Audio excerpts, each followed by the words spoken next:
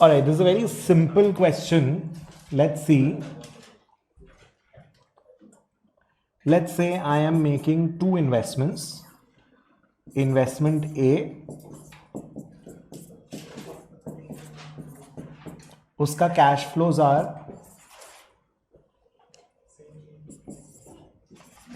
नहीं 100 तो ज़्यादा हो गया. ठीक है, I'll keep it this way. And there's an investment B.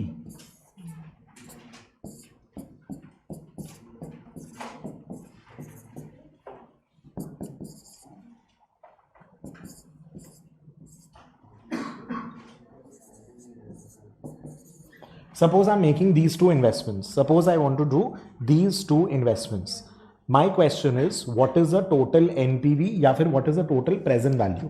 आप एक काम करो, आप ये 100 और 80 मत करो अलग से, ये ऐसे नहीं करते अपने. What is the total? ये अपना cash, this project is going to cost you 80, this project is going to cost you 100. Let's say NPV बाद में आते हैं. My question is, what is the PV of inflow for this project? What is the PV of inflow for this project? I want to calculate the total PV of this project. How can we do? आप इसका PV अलग से निकालो, इसका PV अलग से निकालो. नहीं तो आई थिंक 180 रख लेते हैं, क्या फर्क पड़ रहा है. सॉरी मेरे को ये दोनों प्रोजेक्ट्स का कैश फ्लोज का प्रेजेंट वैल्यू निकालना है. I have made an investment of 80 and I'm getting 10, 20, 30, 40, 50 later. I've made an investment of 100, I'm getting 10, then I'm getting 0 for 2 years, and then I'm getting an 80 and 100 like next 2 years. My question is, total दोनों project का total NPV क्या है? If that is the case, एकदम easy सा part है, कुछ complicated नहीं सिखा रहा हूँ. This answer is very simply, अपने इसका NPV निकाल सकते हैं, इसका NPV निकाल सकते हैं. टोटल प्रेजेंट वैल्यू, अच्छा हाँ रेट देना भूल गया, 10% ले लो. मैं इन दोनों का प्रेजेंट वैल्यू निकाल सकता हूँ. If you don't like the minus 80, 100, we can just calculate the PV of those cash flows 1 to 5. या फिर मैं इसका PV निकालूंगा, there is no problem. It's an annuity question, unequal cash flows question. Which question is this? Unequal cash flows. So I'll have to use the NPV button on the calculator. I'll have to enter this as CF0, C01, C02, C03, C04, C05. And then NPV button में I में 10 डाल के I can calculate the PV. Correct? Everybody? Take out your calculators. Give me the answers very quickly. कितना? ऊपर वाला 26.52 आया. नीचे वाला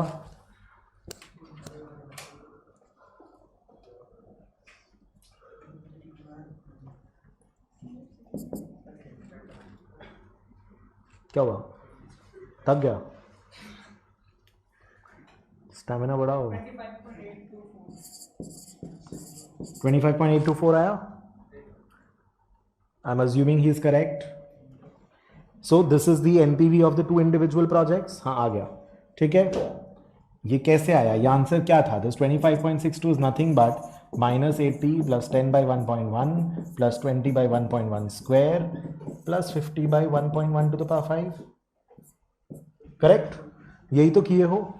एक एक कैश फ्लो को डिस्काउंट करके इंडिविजुअली ये अलग से निकालो, ये अलग से निकालो, ये अलग से निकालो, ऐड करो, 26.52 आएगा. येस और नो? इजी. यही तो किए हो. A stream of cash flows का, इंडिविजुअल कैश फ्लोज का प्रेजेंट वैल्यू लिया and I have take gotten the answer. This is equal to -100 plus 10 by 1.1 plus 00 छोड़ो 80 by 1.1 to the power 4 plus 100 by 1.1 to the power 5. Tell me. Yes, that's how I got my 25.82. So the total NPV of both the projects A and B together is equal to how much? 26.52 plus 25.82, which is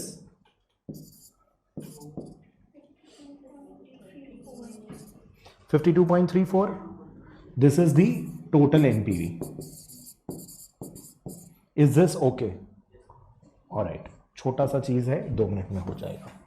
What I can also do is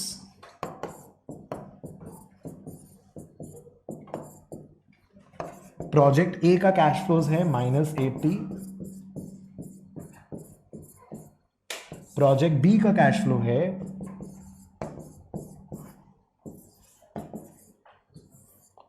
total cash flows of A and B is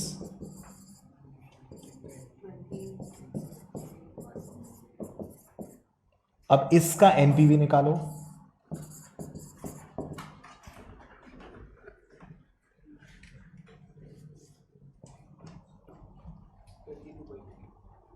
thank you, निकाल लो कोई। Exact कितना आ रहा है देखो ना, हल्का फुल्का rounding off होगा, यहाँ पे 2 डेसिमल ही लिए थे ना, 3, 4 या 5 होगा और कुछ नहीं होगा। 52.33, 34, 35, 35 वो राउंडिंग ऑफ के कारण है। यहाँ 2 डेसिमल प्लेस लेते तो वो भी नहीं होता। हाँ तो वो ये 2 डेसिमल नहीं लेके 3 डेसिमल लेते तो वो 35 आ जाता ये भी टोटल करने से। What we are trying to do is this is something called cash flow additivity principle. मतलब अगर आपका 2 स्ट्रीम ऑफ कैश फ्लोज है, उनका प्रेजेंट वैल्यू का टोटल ले रहे हो, तो आप कैश फ्लोज का टोटल करके भी पीवी लोगे तो भी आंसर सेम आएगा। That is all we are trying to do over here. Ultimately what are you doing, understand, maths के हिसाब से भी थोड़ा सा सीखो। व्हाट आर यू डूइंग, ये दोनों को या तो अलग अलग से ज्वाइन किया, हाउ कैन आई कंबाइन, मैं ये 10 10 क्यों ऐड कर सकता हूं, because this 10 + 10 is also 10 by, ये क्या है, this equal to what, -180 + 20 by 1.1 + 20 by 1.1 square + 30 by 1.1 cube + 120 by 1.1 to the power 4 + 150 by 1.1 to the power 5. 50 by 1.1 to the power 5 + 100 by 1.1 to the power 5 is equal to 150 by 1.1 to the power 5 ना। ये दोनों को तो add कर ही सकते हो, denominator same है। ये दोनों को ऐड कर सकते हो, डिनोमिनेटर सेम है। रेस्पेक्टिव कैश फ्लोज को ऐड कर सकते हो। 2 के साथ 0 है, 3 के साथ 0 है, तो this will remain 20 and 30। You can add 4th cash flow with the 4th cash flow, same time के कैश फ्लोज को you can add. So 2 different streams of cash flows का प्रेजेंट वैल्यू, या वो दोनों कैश फ्लो स्ट्रीम्स को join करके उसका present value will be the same. Cash flow additivity principle, when you will study fixed income, when you will study other topics and all, तो ये सब थोड़ा सा हैंडी होता है। से फॉर एग्जाम्पल कोई ए अलग बेच रहा है, बी अलग बेच रहा है, एंड दूसरा बंदा ए + बी एक साथ भी बेच रहा है, तो दोनों का value should be the same. If not, I should be able to make some profit. Tell me, are following this? That is what we are trying to do. So this is your cash flow additivity principal.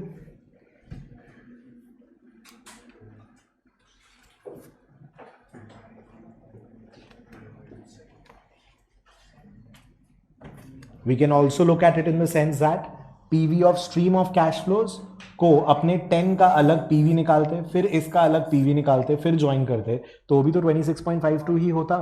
You can see it in multiple ways. You can apply, you can look at it in multiple ways. Same time एक third time का cash flow को third time से ही plus minus करने का। Time 2 का cash flow can be plus minus with time 2 का cash flow only. The present value of the stream of cash flows, the PV of individual cash flows का summation, एक ही बात है, वही कर रहे हो। If I'm taking the PV of 2 different streams of cash flows and then adding it, that is the same as adding the cash flows first and then calculating the PV. It's the same thing. Mathematically भी कर सकते हो। -80 - 100, 10 by 1.1 plus 10 by 1.1 is equal to 20 by 1.1. तुम 10 by 1.1 plus 80 by 1.1 to the power 4 नहीं कर सकते ना, obviously. So when you add cash flows, you can't say कि 10 20 30 है, इसमें 10 0 0, तो 10 10 10 ऐड किया, 20 को 80 से कर दिया, 0 0 को छोड़ दो, 0 है। You can't do that. Corresponding cash flows you can add. बोलो कंफर्टेबल, इजी, ठीक है।